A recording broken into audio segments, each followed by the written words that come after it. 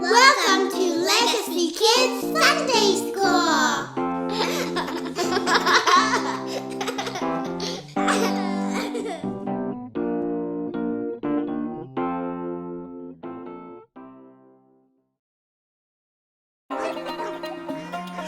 Wow, Jericho is really something else, isn't it?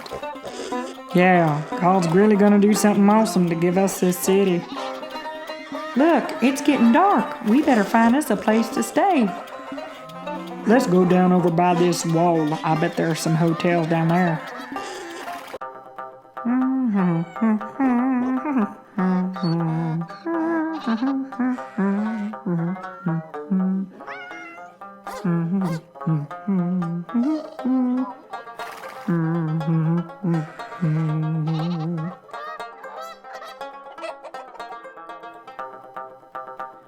Excuse me, miss. We are some weary travelers.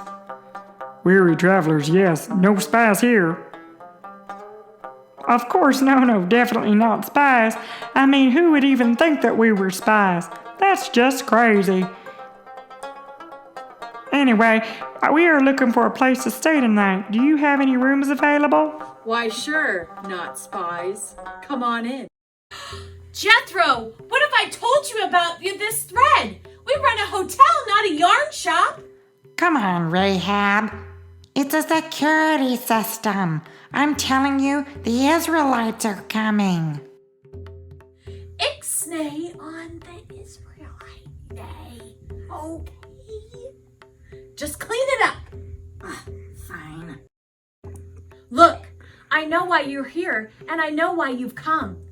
The whole city knows that 2 Israelite spies are here. But I can keep you safe. I can hide you in my attic. But I need you to keep my family safe. Will you do that? Yeah. Great. Now go hide up in my attic, and I have to figure out a way to get you out of the city without using the door.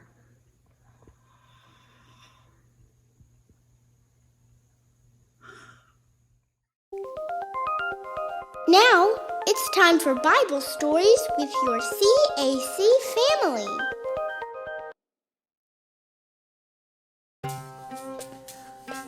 The story of Rahab and the spies, as found in the book of Joshua, chapter 2. Illustrations by Brother Josiah Gastineau. Narration by Sister Caitlin Shostrand.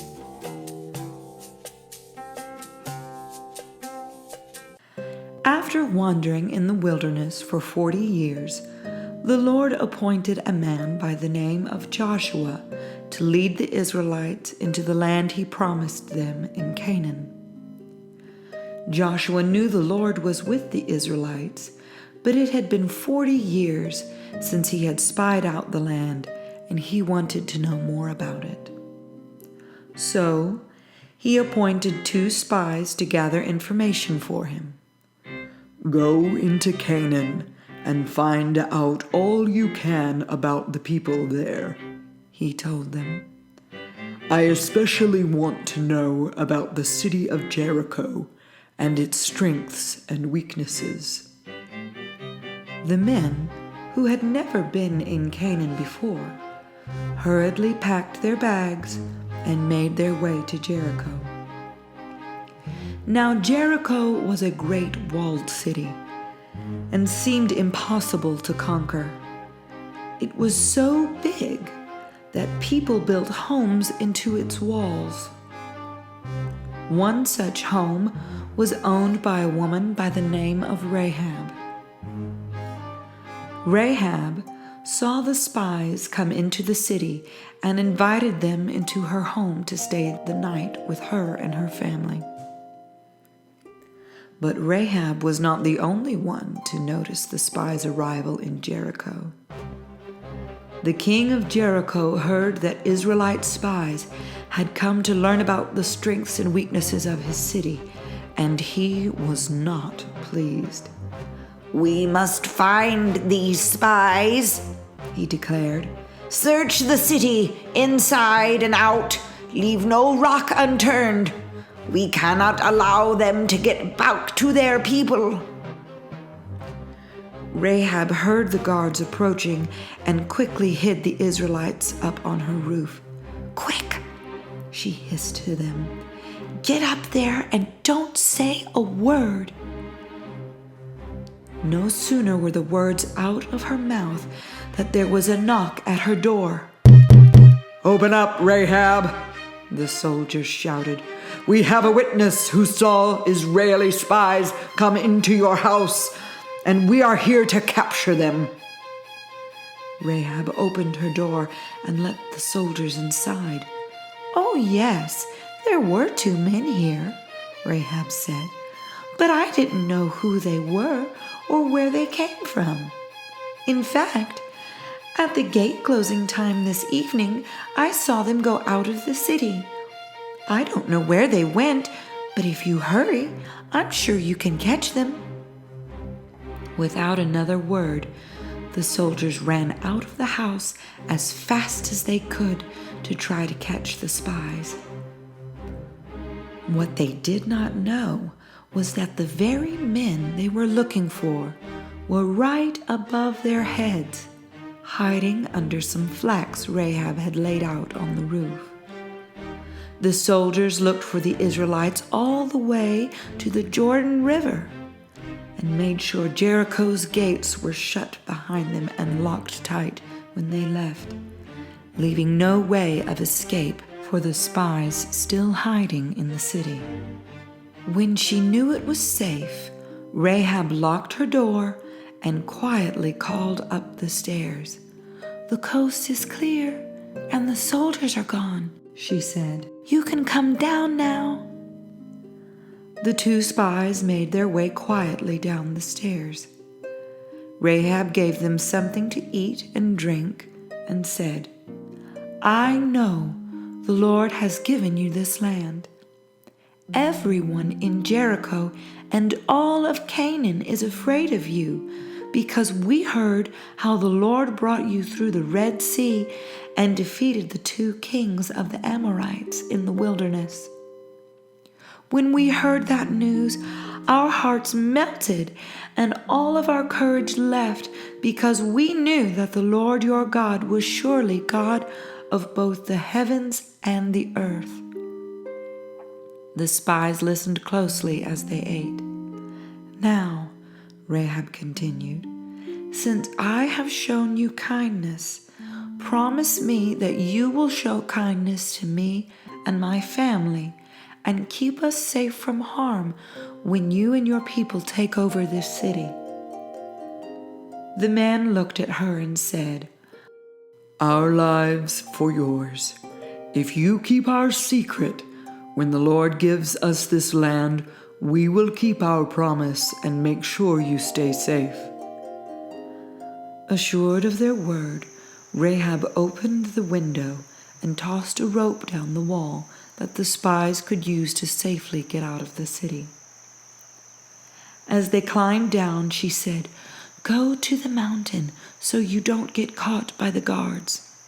Hide there 3 days, and then it will be safe to go back to your people."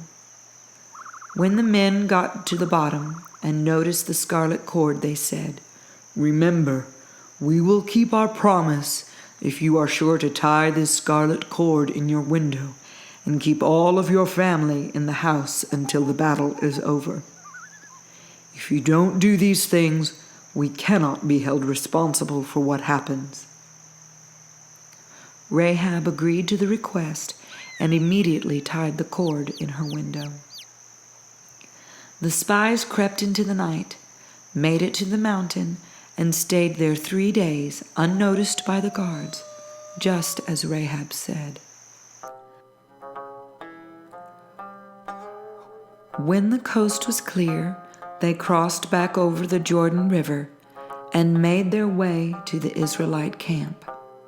There, they told Joshua all that had happened, saying, "Truly, the Lord has given all the land into our hands, for everyone in Canaan is terrified of us."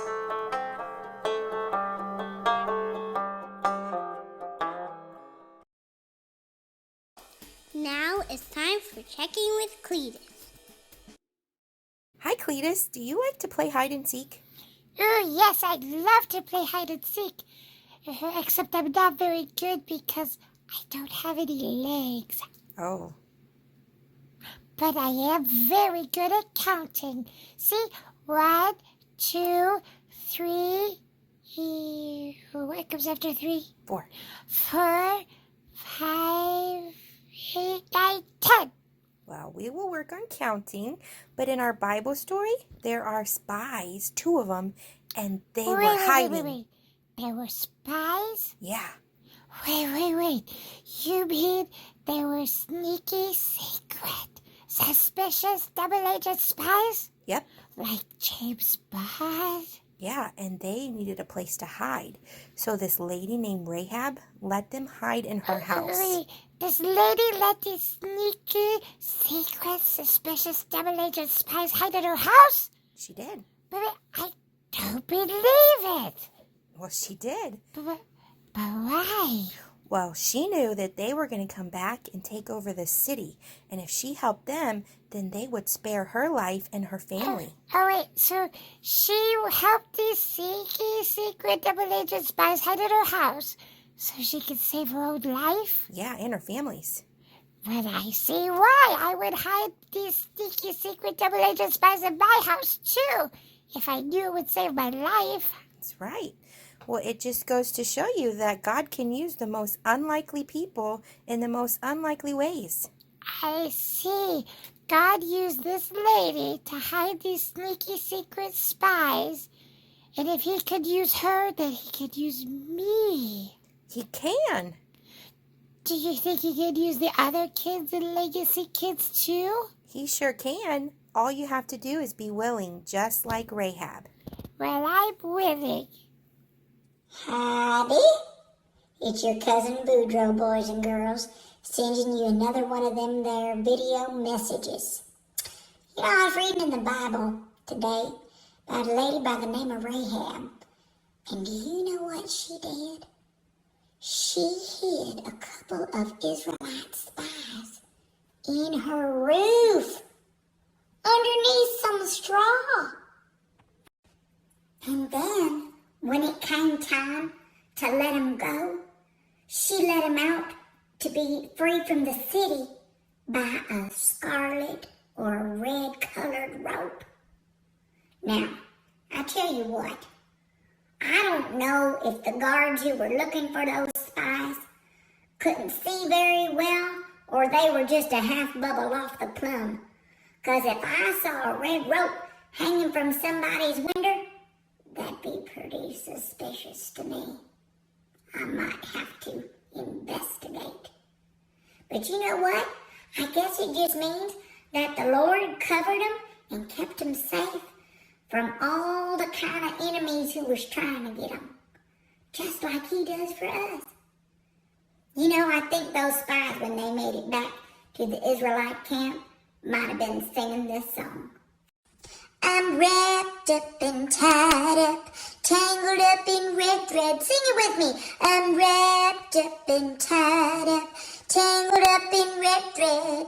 I'm wrapped up and tied up, tangled up in red thread. I'm wrapped up, tied up, tangled up in thread.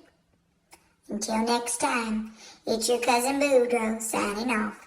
Love y'all. Thanks for joining us. See you next week. Bye.